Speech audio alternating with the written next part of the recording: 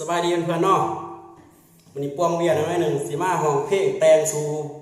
ให้เพื่อนๆได้ฟังเนาะเพลงนี้ก็แต่งได้ด้นเนาะจากทานวัดอยู่กับทานวัดเนาะแต่งให้ทานวัดหมอก็เลยสิมาห้องเนาะแต่งให้หมู่เพื่อนเนาะชื่อเพลงว่าบุญไผสิมาแทนจะไหลเนาะเพลงนี้เนาะบ่เคยห้องโลกเฟซจักเทื่อเนาะนี่สิมาหลอกสู่ฟังเนาะเสียงบ่ดีก็บ่พันลากันเด้อพ่อแม่พี่น้องเอ้ยเตือนไว้ก่อนเนาะเชิญฟังหลาย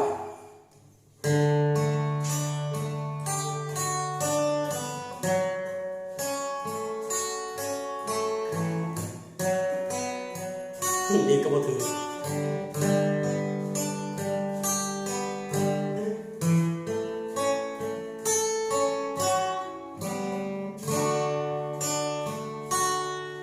ผู้บ่นออ้ายนี่ฮักเจ้าสำได้บ่มีไผสิมาแทนเจ้าอีกแล้วมีแต่ใจฮักเจ้าทั้งใจ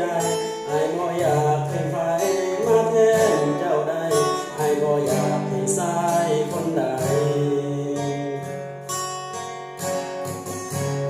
เข้ามาใกล้คนอย่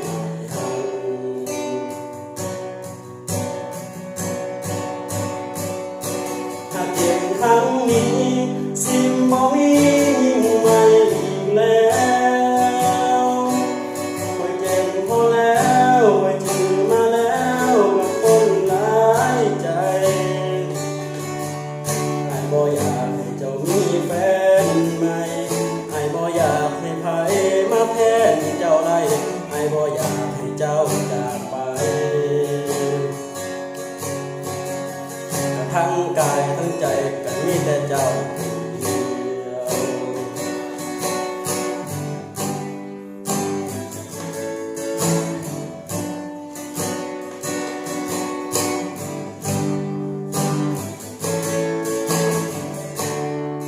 ฝากกดไลค์กดแชร์เรื่องคุยเนาะ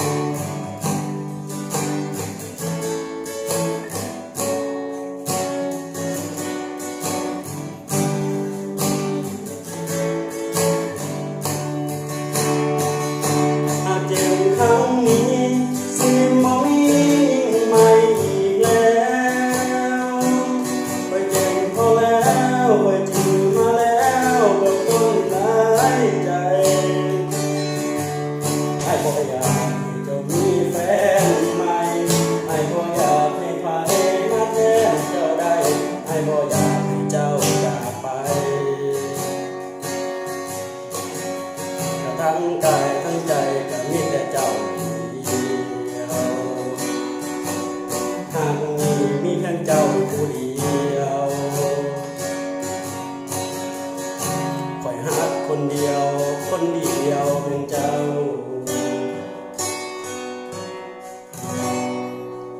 โอ้ยมึงหนึ่งโต๊ะสะดุดเนาะนั่งอันนี้พิษนั่งตั้งพิษสุดโต๊ะลงเลย